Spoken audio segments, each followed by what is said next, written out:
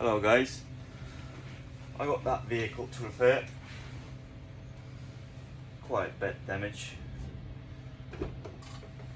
It's a bit inside here, inside the door, on that pillar.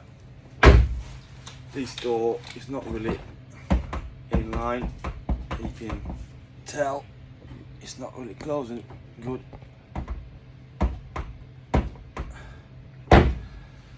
It still can close, but it's not really good.